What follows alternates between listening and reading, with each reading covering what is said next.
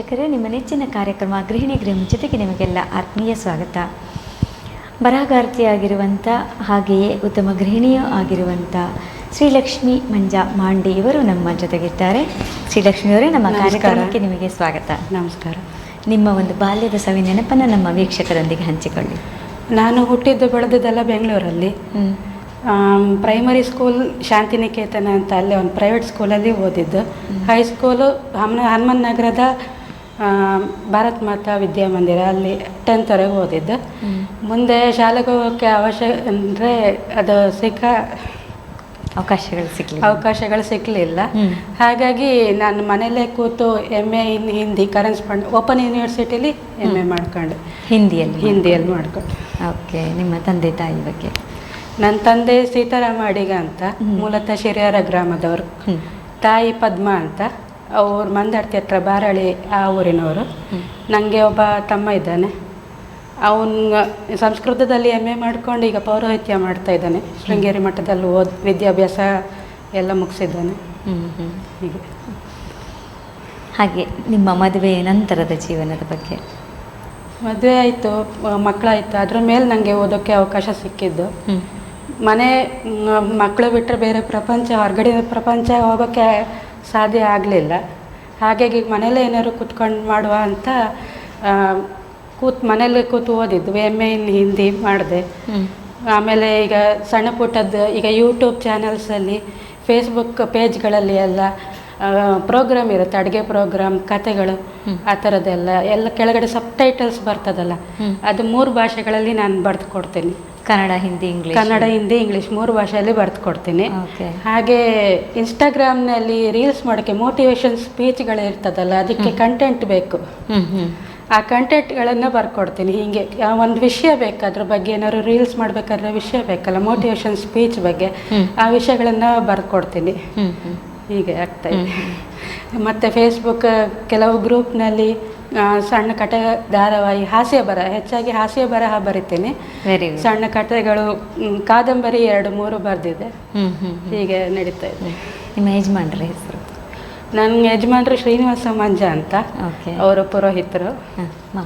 ಮಾವ ಶಂಕರನಾರಾಯಣ ಮಂಜ ಅಂತ. ಅವ್ರದ್ದು ನಮ್ಮದು ಜೋಯಿಸ್ಗೆ ಮನೆ ಅದರಿಂದ ಸುತ್ತಮುತ್ತ ಯಾವುದಿದೆ ಅಲ್ಲಿ ಸಣ್ಣ ಪುಟ್ಟ ಪೂಜೆ, ಗೃಹ ಪ್ರವೇಶ ಆ ಥರ ಎಲ್ಲ ಮಾಡ್ಕೊಂಡು ಮನೇಲೆ. ಅತ್ತೆ ಯಶೋಧ ಅಂತ, ಅವರು ಹೊಸಂಗಡಿ ಕೆರೆಕಟ್ಟೆ ಊರಿನವರು. ಅವರು ಗೃಹಿಣಿ. ಓಕೆ. ನೀವು ಬರೆದಿರುವಂಥ ಕಥೆಗಳಿಗೆ ಅಥವಾ ಲೇಖನಗಳಿಗೆ ಸಿಕ್ಕಿದಂಥ ಸ್ಪಂದನೆಗಳು ತುಂಬ ಸಿಕ್ಕಿದೆ. ಈಗ ಯಾವಾಗ ನಾನು ಮನೇಲಿ ಕೂತ್ಕೊಂಡು ಸಣ್ಣ ಪುಟ್ಟ ಬರೆಯೋಕ್ಕೆ ಶುರು ಮಾಡಿದೆ, ಹೀಗೆ ನನ್ನ ಸ್ನೇಹಿತರೆಲ್ಲ ಒಂದು ಸಜೆಷನ್ ಕೊಟ್ಟರು. ಫೇಸ್ಬುಕ್ನಲ್ಲಿ ಈ ಥರ ಎಲ್ಲ ಒಂದು ಗ್ರೂಪ್ ಇದೆ, ನೀನು ಬರಿಬೋದು, ಅಲ್ಲಿ ಕಾಂಪಿಟೇಷನ್ ಇರುತ್ತೆ. ತುಂಬ ಕಾಂಪಿಟೇಷನ್ಗೆಲ್ಲ ನಾನು ಬರೆದಿದ್ದೀನಿ. ಈಗ ಮೊಮೆಂಟ್ಸ್ ಪ್ರೋ ಅಂತ ಒಂದು ಫೇಸ್ಬುಕ್ಕಲ್ಲೇ ಬರುತ್ತೆ, ಐರಾ ಅಂತ ಒಂದು ಬರ್ತದೆ. ಹಾಗೆ ಅಲ್ಲೆಲ್ಲ ಬರೆದು ಫೇಸ್ಬುಕ್ ಕೆಲವು ಪೇಜ್ಗಳಲ್ಲಿ ಬರೆದು ಅಲ್ಲೂ ಅಡ್ಮಿನ್ ಆಗಿ 3-4 ವರ್ಷ ಕೆಲಸ ಮಾಡಿದೆ. ಹೀಗೆ ಎಲ್ಲರೂ ಬರೆಯೋರಿಗೆಲ್ಲ ಒಂದು ಪ್ರೋತ್ಸಾಹ ಕೊಡೋದು, ಮತ್ತು ವಾರಕ್ಕೊಂದು ಥೀಮ್ ಅಂತ ಇರುತ್ತೆ, ಒಂದೊಂದು ವಿಷಯ ಕೊಡೋದು, ಅದ್ರ ಬಗ್ಗೆ ಎಲ್ಲ ಬರೆಯೋದು, ಅವರನ್ನು ಸೆಲೆಕ್ಟ್ ಮಾಡೋದು, ಅವ್ರಿಗೆ ಸರ್ಟಿಫಿಕೇಟ್ ಕೊಡೋದು ಎಲ್ಲ ತುಂಬ ಖುಷಿ ಆಗುತ್ತೆ. ಎಲ್ಲ ಅಂದರೆ ಫುಲ್ ಆ್ಯಕ್ಟಿವ್ ಆಗಿರಬೇಕಲ್ಲ, ಗೃಹಿಣಿ ಆದವ್ರು ಫುಲ್ ಆ್ಯಕ್ಟಿವ್ ಆಗಿದ್ದರೆ ಅವರಿಗೆ ಒಂದು ಹುಮ್ಮಸ್ಸು ಬರುತ್ತೆ, ನಮಗೂ ಒಂದು ಪ್ರೋತ್ಸಾಹ ಕೊಡೋರಿದ್ದಾರೆ ಅಂತ. ಹಾಗೆ ಹೀಗೆ ಎಲ್ಲ ಕೆಲಸಗಳಾಗ್ತಾ ಇತ್ತು, ಇನ್ನೂ ಆಗ್ತಾ ಇದೆ ಕೂಡ. ಈಗಿನ ಕಾಲಘಟ್ಟದಲ್ಲಿ ಗಂಡ ಹೆಂಡತಿ ಮಕ್ಕಳು ಮಾತ್ರ ಸಪ್ರೇಟ್ ಇರೋಲಿಕ್ಕೆ, ಅವಿಭಕ್ತ ಕುಟುಂಬಗಳು ಮಾಯವಾಗಿ ವಿಭಕ್ತ ಕುಟುಂಬಗಳೇ ಜಾಸ್ತಿ.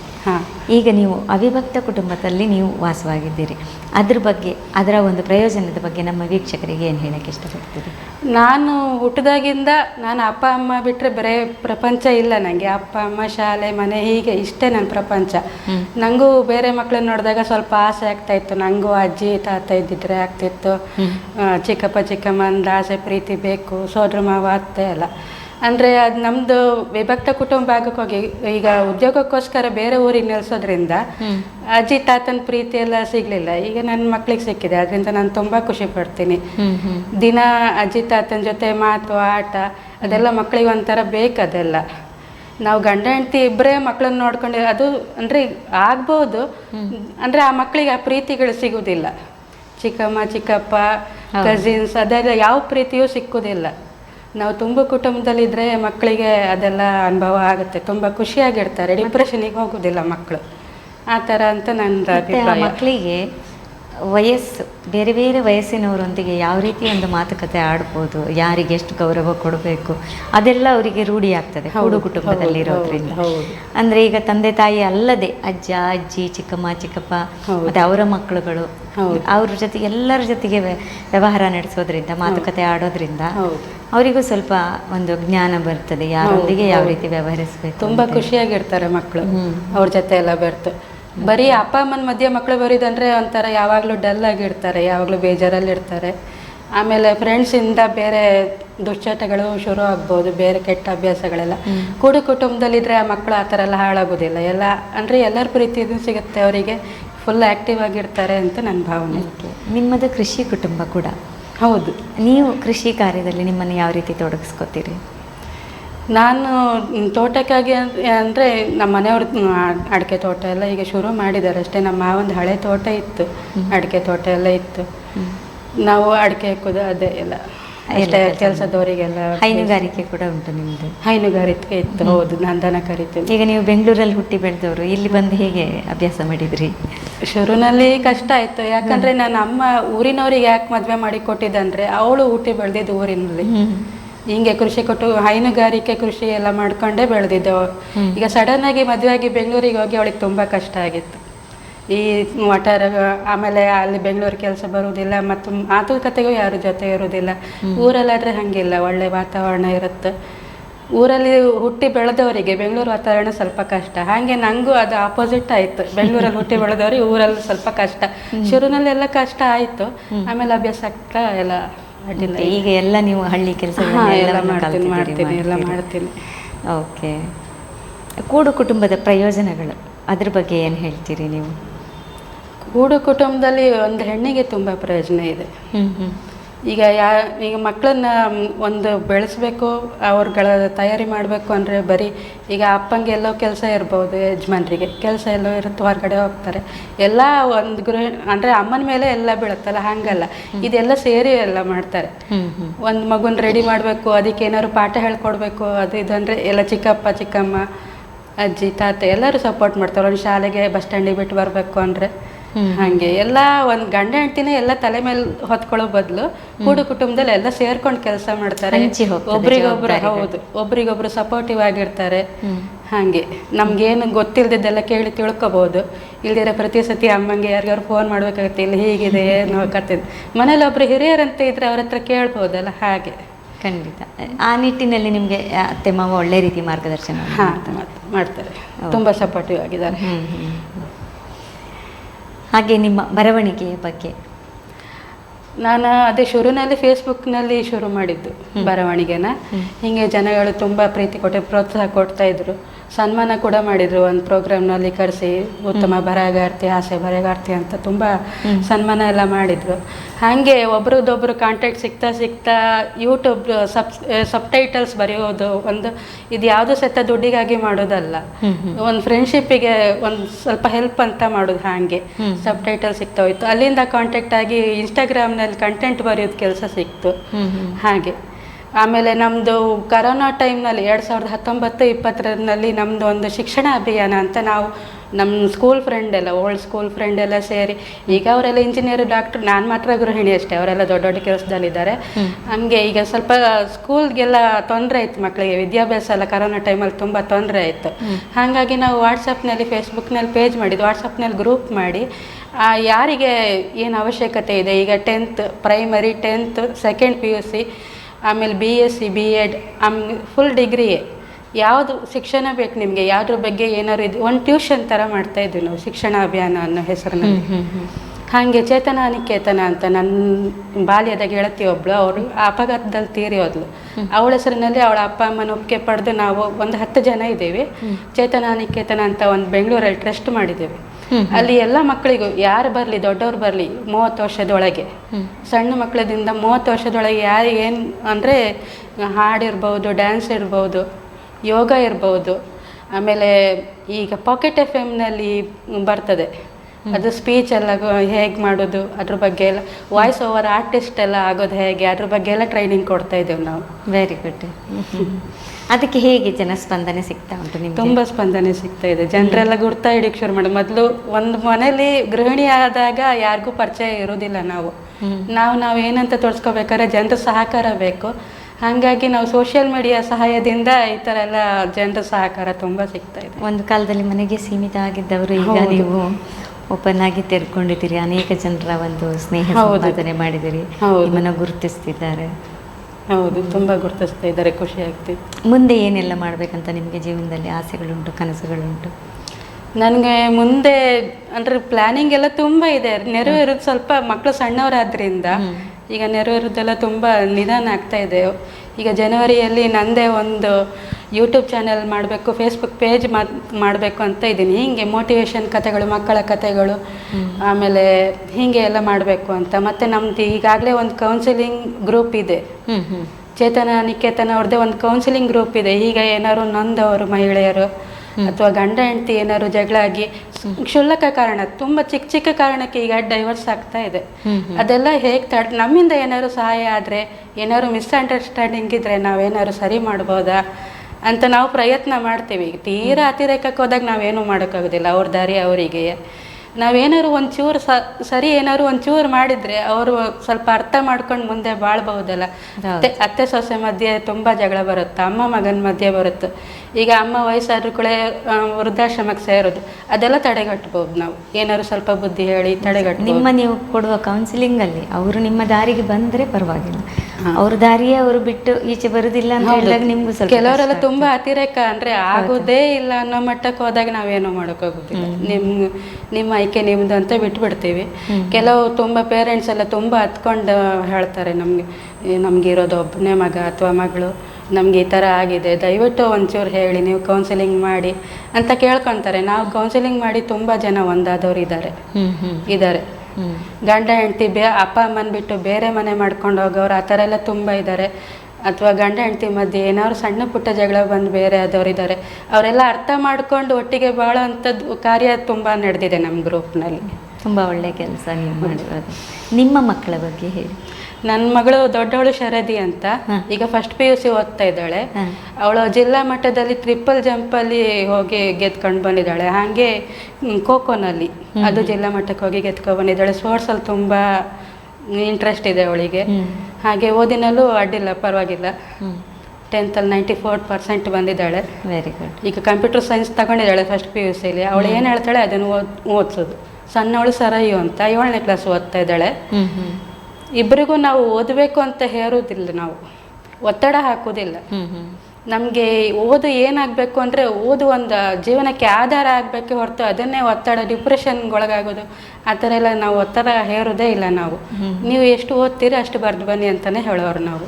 ಮುಂದೆ ಅವರ ಆಯ್ಕೆ ಸುತ್ತಮುತ್ತ ನೋಡ್ತೀರಿ ಮಕ್ಕಳ ಮೇಲೆ ಎಷ್ಟೊಂದು ಒತ್ತಡ ಇರ್ತದೆ ಅಂತ. ಹೌದು, ನಾವಿಬ್ಬರನ್ನ ಗೌರ್ಮೆಂಟ್ ಶಾಲೆಗೆ ಸೇರಿಸಿದ್ವಿ. ಇವಾಗ ಗೌರ್ಮೆಂಟ್ ಶಾಲೆಯಲ್ಲಿ ತುಂಬ ಒಳ್ಳೆ ಶಿಕ್ಷಣ ಸಿಗ್ತಾ ಇದೆ. ಅಲ್ಲೂ ಸಹಿತ ಇಂಗ್ಲೀಷ್ ಮೀಡಿಯಮ್ ಇದೆ. ಅಲ್ಲೂ ಟೀಚರ್ಸ್ ಎಲ್ಲ ತುಂಬ ಒಳ್ಳೆ ಕೋಚಿಂಗ್ ಕೊಡ್ತಾರೆ. ನನ್ನ ದೊಡ್ಡ ಮಗಳಿಗೆ 10ನೇ ಕ್ಲಾಸ್ ಓದುವಾಗ ರಾತ್ರಿ ಎಲ್ಲ ಕ್ಲಾಸ್ ತಗೊಂಡು ತುಂಬ ಶ್ರಮ ಪಟ್ಟಿದ್ದಾರೆ ಟೀಚರ್ಸ್. ಗೌರ್ಮೆಂಟ್ ಏನು ಅಲ್ಲಗೆಳೆಯೋ ಮಾತೇ ಅಲ್ಲ, ತುಂಬ ಒಳ್ಳೆಯವರು ಇರ್ತಾರೆ ಟೀಚರ್ಸ್ ಸಹಿತ.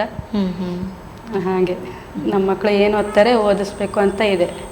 ಈ ಹೆಣ್ಮಕ್ಳಿಗೆ ಅವ್ರಿಗೊಂದು ಕ್ವಾಲಿಫಿಕೇಷನ್ ಬೇಕು ಲೈಫಿಗೆ. ಅಂದರೆ ನಾವು ಯಾರ ಮೇಲೂ ಡಿಪೆಂಡ್ ಆಗೋಂಗಿಲ್ಲ.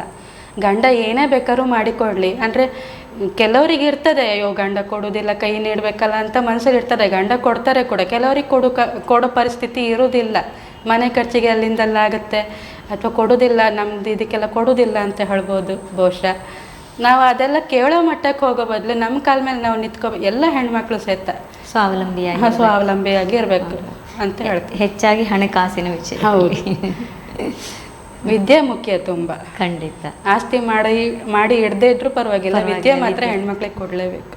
ನಿಜ, ಯಾರೂ ಕದಿಯಲಾರದಂಥದ್ದು ಆಸ್ತಿ ಅಂದರೆ ವಿದ್ಯೆನೇ. ಹೌದು ಹೌದು. ನಾವು ಒಂದು ವಸ್ತುನ ಯಾರು ಬೇಕಾದ್ರೂ ಕದಿಬೋದು, ಹಾಳು ಮಾಡ್ಬೋದು. ಆದರೆ ವಿದ್ಯೆ ಕೊಟ್ಟರೆ ಅದು ನಮ್ಮ ಒಳಗೆ ಇರುತ್ತೆ, ಏನು ನಾಶ ಮಾಡೋಕ್ಕಾಗೋದಿಲ್ಲ. ಹಾಗೇನೆ ನಮ್ಗೆ ಆತ್ಮವಿಶ್ವಾಸ ಕೂಡ ಕೊಡುತ್ತೆ. ಅದು ಎಲ್ಲಾದ್ರೂ ಹೋಗಿ ಏನಾದರೂ ಮಾಡೋದು ಧೈರ್ಯ ಬರುತ್ತೆ ಹೆಣ್ಣು ಮಕ್ಕಳಿಗೆ. ಹೌದು. ಹಾಗೆ ನಮ್ಮ ಗೃಹಿಣಿಯರಿಗೆ ಏನು ಹೇಳಕ್ಕೆ ಇಷ್ಟಪಡ್ತೀರಿ? ಗೃಹಿಣಿಯರು ಹೆಚ್ಚಾಗಿ ಈಗಿನ ಕಾಲದಲ್ಲಿ ತುಂಬ ಡೈವರ್ಸ್ ಕೇಸ್, ಈಗ ಮದುವೆ ಆಗಿ 1 ತಿಂಗಳು 2 ತಿಂಗಳಿಗೆ ಬೇರೆ ಆಗೋರು ಇರ್ತಾರೆ ನಮ್ಮ ಕೌನ್ಸಿಲಿಂಗ್ ಪ್ರಕಾರ, ಹಾಗೆ ಇರ್ತಾರೆ. ಅದರಿಂದ ನಾವು ಏನು ಮಾಡಬೇಕು ಅಂದರೆ, ನಾವು ಮೊದಲನೇ ಪಾಯಿಂಟ್ ಹೊಂದಾಣಿಕೆ ಇರಬೇಕು ಗಂಡ ಹೆಂಡತಿ ಮಧ್ಯೆ. ಈಗೋ ಇರಬಾರ್ದು, ಗಂಡ ಆಗಲಿ ಹೆಂಡತಿ ಆಗಲಿ ಇಬ್ಬರ ಮಧ್ಯೆ ಈಗೋ ಇರಬಾರ್ದು, ಹೊಂದಾಣಿಕೆ ಇರಬೇಕು. ಏನಾದ್ರೂ ಪಟ್ಟ ಹೇಳಿಬಿಡ್ಬೇಕು, ನಂಗೆ ಹಿಂಗಾಗ್ತಾ ಇದೆ, ಯಾಕೆ ಹೀಗೆ ಮಾಡಿದ್ರಿ ಅಂತ ಅವ್ರ ಹತ್ರ ಪಟ್ಟ ಹೇಳಿಬಿಡ್ಬೇಕು. ಇಲ್ಲಾಂದರೆ ಅದೇ ಮನಸ್ಸಲ್ಲಿ ಕೊರಗಿ ಅತಿರೇಕ ಆಗಿ ಡೈವರ್ಸ್ ಹೋಗೋದು ಅದೇ ಹೆಚ್ಚಿಗೆ ಸಾಧ್ಯ ಇದೆ. ಹೆಚ್ಚಾಗಿ ನಾನು ಅನ್ನೋದು ಬಂದುಬಿಡ್ತದೆ ಮಧ್ಯದಲ್ಲಿ, ನಾನು. ಹೌದು. ಒಂದು ಹೆಣ್ಣು ನಾನು ಯಾಕೆ ಕೇಳಬೇಕು ಅಂತ ಗಂಡ ಅವಳಾಗಿ ಕೇಳ್ಕೊಂಬರ್ಲಿ ಅಂತ ಇರ್ತದೆ ಎಲ್ಲ ಕಡೆ. ಹಾಗೆ ನಮ್ಮ ಕೌನ್ಸಿಲಿಂಗ್ ಕೇಸಲ್ಲಿ ತುಂಬ ಹಿಂಗೆ, ನಾನು ಯಾಕೆ ಮೇಡಮ್ ಕೇಳಬೇಕು, ಅವಳು ನಾನು ಎಲ್ಲ ರೆಡಿ ಮಾಡಿ ಕೊಟ್ರು ಅವಳು ಈ ಥರ ಮಾಡುವಾಗ, ನಾನು ಎಲ್ಲನೂ ಅವಳಿಗೆ ತಂದು ಮಾಡಿ ಹಾಕುವಾಗ ಅವಳು ನನ್ನ ಹತ್ರ ಈ ಥರ ಮಾಡ್ತಾಯಿದ್ದೀನಿ ಕೆಲಸ ಅಂತ ಒಂದು ಮಾತು ಹೇಳೋದಿಲ್ಲ. ಆ ಥರ ಎಲ್ಲ ಬರುತ್ತೆ. ವಿಷಯ ಯಾವುದೇ ಆಗಲಿ ಗಂಡ ಹೆಂಡತಿ ಹೊಂದಾಣಿಕೆ ತುಂಬ ಮುಖ್ಯ. ಖಂಡಿತ ಹೊಂದಾಣಿಕೆ ಅನ್ನೋ ಒಂದು ಶಬ್ದ ಇದ್ರೆ ನಾವು ಎಲ್ಲಿ ಬೇಕಿದ್ರೂ ಹೋಗಿ ಬರ್ಬೋದು. ಮಾತ್ರ ಕೆಲವ್ರು ಹೇಳ್ತಾರೆ ಗಂಡಸರು ಶಾರ್ಟ್ ಟೆಂಪರ್ ಅಂತ. ಶಾರ್ಟ್ ಟೆಂಪರ್ ಅಂದರೆ ಆ ಕ್ಷಣಕ್ಕೆ ಮಾತ್ರ. ಹೌದು. ಆ ಸಿಟ್ಟೆಲ್ಲ ಹೇಳಿದ್ಮೇಲೆ ನಾವು ವಿಷಯ ಹೇಳ್ಬೋದು ಅವ್ರ ಹತ್ರ. ಆವಾಗ ಅವರು ಬುದ್ಧಿ ಸ್ಥೀಮಿತಕ್ಕೆ ಬರುತ್ತೆ, ಅವರಿಗೂ ಪಶ್ಚಾತ್ತಾಪ ಆಗುತ್ತೆ, ನಾನು ಈ ಥರ ಸಿಟ್ಟು ಮಾಡಿದ್ನೆಲ್ಲ ಮಾಡಬಾರ್ದಾಗಿತ್ತು ಅಂತ. ಎಲ್ಲ ಬಿಟ್ಟು ಅವ್ರು ನನಗೆ ಬೈದರು ಹೊಡೆದ್ರು ಅಂದ್ಕೊಂಡು ಡೈವರ್ಸ್ ಮಾಡ್ಕೊಂಡು ಹೋಗ್ರಿ, ಆಮೇಲೆ ಅವ್ರಿಗೆ ಪಶ್ಚಾತ್ತಾಪ, ನಾನು ಈ ಕೆಲಸ ಮಾಡಬಾರ್ದಾಗಿತ್ತು, ಬಿಡಬಾರ್ದಾಗಿತ್ತು. ಅಲ್ಲ, ಆದರೆ ಈಗಿನ ಕಾಲದಲ್ಲಿ ನಾವು ಹೇಳೋದಾದ್ರೆ, ಮುಂಚಿನ ಕಾಲದಲ್ಲಿ ಹೆಣ್ಮಕ್ಳಿಗೆ ವಿದ್ಯೆ ಕಡಿಮೆ ಇರ್ತಿತ್ತು ಅಲ್ವಾ? ಬಟ್ ಈಗ ಹಾಗಿಲ್ಲ. ಈಗ ಹೆಣ್ಮಕ್ಳಿಗೆ ವಿದ್ಯೆ ಕೊಡ್ತಾರೆ. ಪ್ರತಿ ಒಬ್ಬರು ತಂದೆ ತಾಯಿ ಅಂದರು ಅವರು ಎಷ್ಟೇ ಕಷ್ಟ ಆದರೂ ಪರವಾಗಿಲ್ಲ, ಹೆಣ್ಣು ಮಕ್ಕಳಿಗೆ ವಿದ್ಯಾಭ್ಯಾಸವನ್ನು ಕೊಡ್ತಾ ಇದ್ದಾರೆ. ಬಟ್ ನಾನು ಅಂದ್ಕೊಳ್ಳೋದು, ಗಂಡಿಗೂ ಕೂಡ ವಿದ್ಯೆ ಉಂಟು, ಹೆಣ್ಣಿಗೂ ಕೂಡ ವಿದ್ಯಾಭ್ಯಾಸ ಉಂಟು. ಆದರೆ ಈ ವಿದ್ಯಾವಂತ ಜೀವಿಗಳು ಒಟ್ಟಿಗೆ ಬಾಳ್ಲಿಕ್ಕೆ ಹೊಂದಾಣಿಕೆ ಅನ್ನೋ ಶಬ್ದ ಹೊಂದಾಣಿಕೆ ತುಂಬಾ ಕಡಿಮೆ. ಹೌದು, ವಿದ್ಯಾವಂತ ಗಂಡು ಹೆಣ್ಣು ಇಬ್ರು ವಿದ್ಯಾವಂತರಾದಾಗ, ಇಬ್ರು ಸಂಪಾದನೆ ಮಾಡೋರಾದಾಗ ಅಲ್ಲಿ ಹೊಂದಾಣಿಕೆ ಬರೋದಿಲ್ಲ. ಹೌದು, ನಾನು ದುಡಿತೀನಿ, ನೀನು ದುಡಿತೀಯ, ನಂಗೆ ಏನು ಕಮ್ಮಿ ಅಂತ ಆ ಥರ ಬರುತ್ತೆ. ಅಂದರೆ ಮೊದಲಿನ ಕಾಲದವಂತೆ ಜೀವನ ಚಂದ. ಹೌದು, ಗಂಡ ಏನೇ ಮಾಡಲಿ ಅಂದರೆ ಮದುವೆ ಮಾಡಿ ಕೊಡುವಾಗ ಹೆಣ್ಮಕ್ಳಿಗೆ ಹೇಳಿಯೇ ಕಳಿಸ್ತಾರೆ ಅಲ್ಲಿಂದ, ಕೊಟ್ಟ ಹೆಣ್ಣು ಕುಲಕ್ಕೆ ಹೊರಗು, ನಿನ್ನ ಜೀವನ ನೀನು ನೋಡ್ಕೋಬೇಕು, ಏನೇ ತೊಂದರೆ ಬಂದರೂ ನಮಗೆ ಹೇಳಬಾರ್ದು, ಇನ್ಮೇಲೆ ನಾವಲ್ಲ ನಿಂಗೆ ಅಪ್ಪ ಅಮ್ಮ, ಅವರೇ ನಿಂಗೆ ಅಪ್ಪ ಅಮ್ಮ, ಗಂಡನ ಸ್ನೇಹಿತರ ಥರ ನೋಡಬೇಕು, ಹಾಗೆ ಎಲ್ಲ ಹೇಳ್ತಾರೆ, ಹೇಳಿ ಇವಾಗ ಹೆತ್ತವ್ರು ಹಂಗಲ್ಲ. ನನ್ನ ಮಗಳು ವೆಲ್ ಸೆಟಲ್ಡ್, ತುಂಬ ಸಂಪಾದನೆ ಮಾಡ್ತೇವೆ, ಬಂದ್ಬಿಡು ನೀ ಬಂದ್ಬಿಡು, ಹಾಗೆ ಬಂದ್ಬಿಡು, ನಾವಿದ್ದೀವಿ ಬಂದ್ಬಿಡು, ಅದೆಲ್ಲ ಮಾಡಲೇಬಾರ್ದು. ನಮಗೆ ಸಾಧ್ಯ ಆದರೆ ಉಳ್ಸೋಕ್ಕೆ ಹೋಗಬೇಕು, ಗಂಡ ಹೆಂಡತಿ ಸಂಬಂಧನ ಉಳ್ಸೋಕ್ಕೆ ಹೋಗಬೇಕು ಹೊರತು ನೀ ಬಂದ್ಬಿಡು, ನಿಂಗೆ ಬೇರೆ ಜೀವನ ಇದೆ, ಅಥವಾ ನಿಂಗೆ ಇನ್ನೊಬ್ರು ಯಾರನ್ನಾರು ನೋಡೋಣ ಅವ್ರನ್ನ ಬಿಟ್ಟು, ಅದು ಬೇಡವೇ ಬೇಡ. ಯಾಕಂದರೆ ದೇವ್ರು ನಮಗೆ ತಾಳಿ ಕಟ್ಟೋವರೆಗೂ ನಮ್ಮ ಸಂಬಂಧ ಹೋಗಿದೆ, ಮದುವೆ ಆಗಿದೆ ಅಂದರೆ ದೇವರೇ ನಮ್ಗೆ ಒಂದು ಮಾಡಿದ ಜೋಡಿ ಅಂತ. ಅದು ಸಣ್ಣ ಪುಟ್ಟದ್ದು ಏನಾದ್ರು ಕ್ರ್ಯಾಕ್ ಬರ್ಬೋದು, ನಾವು ಅದನ್ನು ಸರಿ ಮಾಡೋಕ್ಕೋ ತಾಳ್ಮೆ ಇರ್ಬೇಕು, ನಮಗೆ ಸರಿ ಮಾಡೋ ತಾಳ್ಮೆ. ಜೀವನ ಅಂದರೆ ಹಾಗೆ ಅಲ್ಲ, ಏರುಪೇರು ಇದ್ದೇ ಇರ್ತದೆ, ಯಾವತ್ತೂ ಒಂದು ಲೆವೆಲಲ್ಲಿ ಹೋಗ್ತಾ ಇರೋದಿಲ್ಲ ಜೀವನ. ಹಾಗೆಯೇ ಆ ರೀತಿ ಹೆಚ್ಚೆಚ್ಚು ಡಿವೋರ್ಸ್ ಆಗೋದು, ಹೆಚ್ಚೆಚ್ಚು ಸಂಬಂಧಗಳು ಹಾಳಾಗೋದು, ಆ ರೀತಿ ಆದರೆ ಸಮಾಜದ ಸ್ವಾಸ್ಥ್ಯ ಕೆಡುತ್ತೆ. ಹೌದು, ಅಲ್ಲಿ ಒಂದು ಶಾಂತಿ ಅನ್ನೋದು ಇರೋದಿಲ್ಲ. ಹೌದು, ಈಗ ತಂದೆ ತಾಯಿ ಮಕ್ಕಳಿದ್ದಾಗಂತೂ ತಂದೆ ತಾಯಿ ಬೇರೆ ಆದರೆ ಮಕ್ಕಳಿಗೆ ತುಂಬ ಮಾನಸಿಕ ಹಿಂಸೆ ಆಗ್ತದೆ, ಅವ್ರಿಗೆ ಹೇಳ್ಕೊಳ್ಳಿಕ್ಕೂ ಆಗುದಿಲ್ಲ. ಹೌದು, ಸಿಂಗಲ್ ಪೇರೆಂಟ್ ಮಕ್ಕಳು ತುಂಬಾ ಕತೆ ಕೇಳಿದ್ದೀನಿ, ಪಾಪ ತುಂಬಾ ಕಷ್ಟ ಅವ್ರಿಗೆ. ಅಂದ್ರೆ ಅವ್ರನ್ನ ಅಮ್ಮಂದು ಈಗ ಸಿಂಗಲ್ ಪೇರೆಂಟ್ ಆಗೋಕೆ ಹೋಗಿ ಅಮ್ಮ ಅಥವಾ ಅಪ್ಪ ಅವ್ರ ದುಡಿ ಮೇಲೆ ಕಳೀತಾರೆ ದಿನ ಇಡೀ, ಮಕ್ಕಳ ಬಗ್ಗೆ ವಿಚಾರಿಸ್ಕೊಳಕ್ ಆಗೋದಿಲ್ಲ ಅವರಿಗೆ.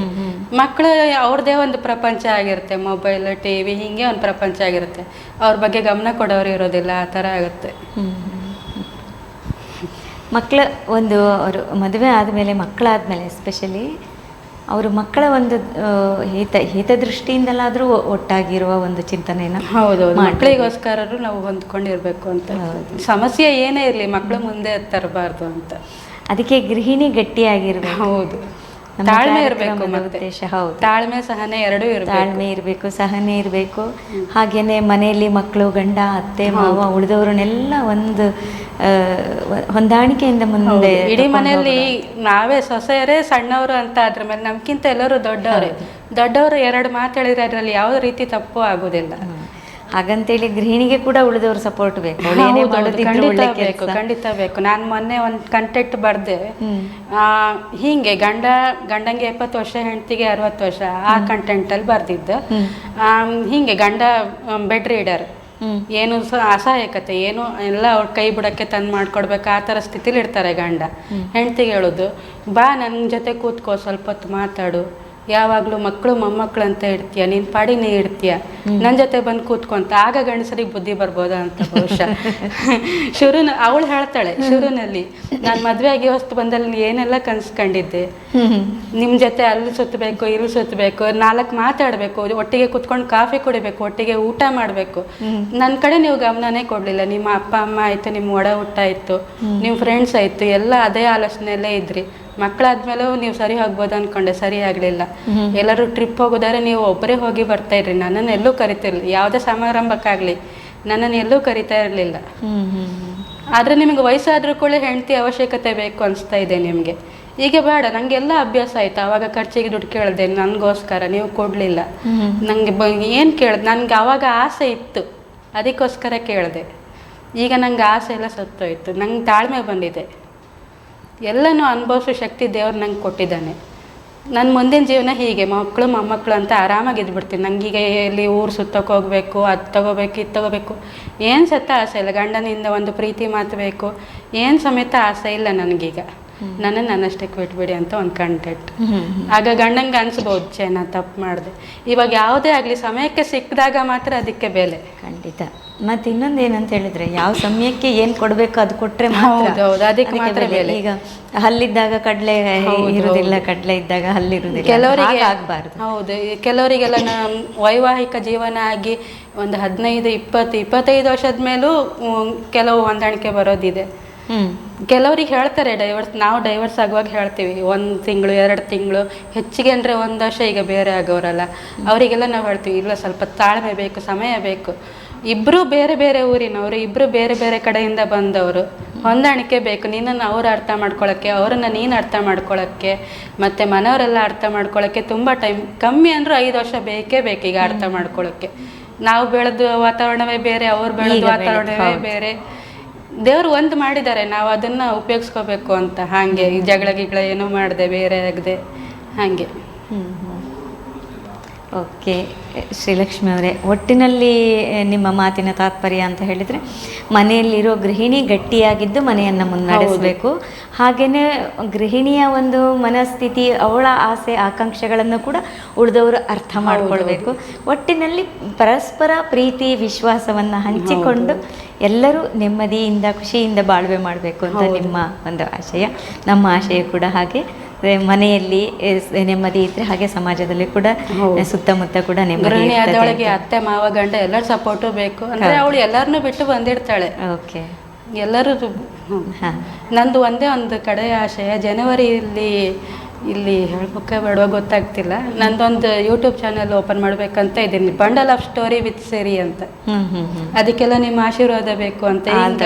ಸೋಷಿಯಲ್ ಮೀಡಿಯಾದಲ್ಲಿ ಜನಗಳದ್ದು ಏನಾರು ಆಶೀರ್ವಾದ ಸಪೋರ್ಟ್ ಎಲ್ಲ ಇದ್ರೆ ಮುಂದೆ ಬರ್ಬೋದು ಅಂತ. ನಮ್ಮ ಕಡೆಯಿಂದ ನಂಗೆ ಈಗ ಮಾತಾಡಕ್ಕೆ ಅವಕಾಶಕ್ಕೂ ಮಾಡಿಕೊಟ್ಟದ್ದು ನಿಮಗೂ ಇತ್ತ ಇನ್ನು ಇಲ್ಲ. ಸಿರಿ ಅವರೇ, ನಮ್ಮ ಕಾರ್ಯಕ್ರಮಕ್ಕೆ ಬಂದು ನಿಮ್ಮ ಒಂದು ಅನುಭವಗಳನ್ನು ಹಂಚಿಕೊಂಡ್ರೆ, ಹಾಗೆ ಒಂದು ಕೂಡು ಕುಟುಂಬದ ಮಹತ್ವವನ್ನು ನಮ್ಮ ವೀಕ್ಷಕರಿಗೆ ತುಂಬ ಸೊಗಸಾಗಿ ವಿವರಿಸಿದ್ದೀರಿ. ಅದಕ್ಕಾಗಿ ನಿಮಗೆ ನಮ್ಮ ತಂಡದ ಪರವಾಗಿ ತುಂಬ ಹೃದಯದ ಧನ್ಯವಾದಗಳು. ನನಗೂ ತುಂಬ ಹೃದಯದ ಧನ್ಯವಾದಗಳು. ಇಲ್ಲಿವರೆಗೂ ಬಂದು ಮಾತಾಡೋಕ್ಕೆ ಅವಕಾಶ ಮಾಡಿಕೊಟ್ರಿ. ಉಡುಪಿ ಚಾನಲ್ ಅವ್ರಿಗೂ ಮತ್ತು ನಿಮಗೂ ತುಂಬ ಹೃದಯಪೂರ್ವಕ ಧನ್ಯವಾದಗಳನ್ನು ಹೇಳೋಕ್ಕೆ ಇಷ್ಟಪಡ್ತಿದ್ದೀನಿ.